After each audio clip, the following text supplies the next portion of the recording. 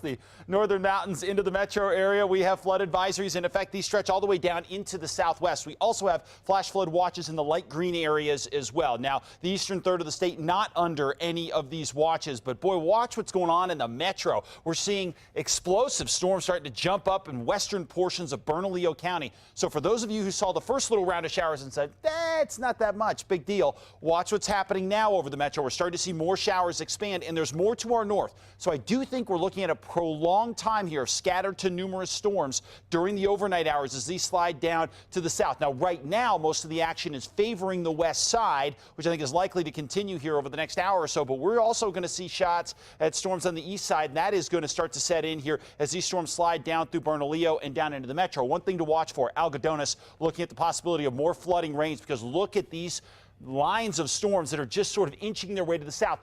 And that's part of our problem. The storms aren't moving very quickly. Around Las Vegas, picking up some storms right now, up along the I-25 corridor as well, and across the southwest, scattered storms around Silver City and Lordsburg at this hour. But what we're watching here definitely most closely is this line of storms just sagging its way down toward the metro area. That's why I think we're very promising throughout the rest of the night to get more rain. 69 degrees in the metro, west winds 10 miles an hour, 50s and 60s to the north, down to the south, mainly dealing with the 70s. We have a good monsoonal flow here pushing up some moisture. It's not the classic form that we like to see, but it's still pretty good, and we are likely to see widespread storms each afternoon over the next couple of days with high pressure now sort of down to our south and just to the east, and then low pressure out to the west. That's what's helping to funnel the moisture up here, but that setup is going to go away by the time we hit next week. So it's going to be a few more days of this, and then the chance of showers starts to back off. But here's the thing. We have the perfect prescription for flooding.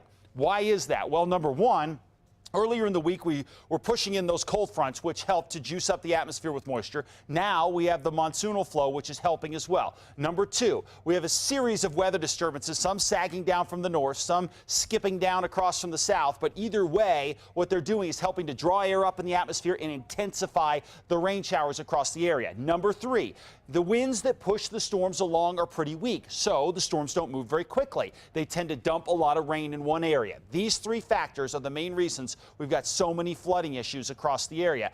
We have been looking at a very good month of rain across the area, including the month of July. As we take a look at these numbers, though, they do underline one point. Some areas just killed it, like Los Alamos and Albuquerque. Other areas, like Farmington, didn't. That is the nature of what we get during this time of year. Even though it's not your classic monsoon type of flow that we've had over the past month, some areas like Fort Sumner up to the northeast done very well for rain. Some areas down to the south, places like, say, Socorro did okay, but not great. Ruidoso did very well. Roswell did very well. So it just depends on where you are and how you did in this whole deal. The takeaway from this, though, is that we need months of this to go along so that some areas that didn't do well have a chance to do well as we head into August and September. 75 in Grants, 85 Farmington, 79 in Gallup. The overall trend you're going to see in these 7-day forecasts is good chance of showers the next couple of days, and then it starts to back off into next week as we dry out, and that does include the northeast. But still, the next few days, you guys in the northeast keep getting pounded. Northern mountains, it's been incredibly wet.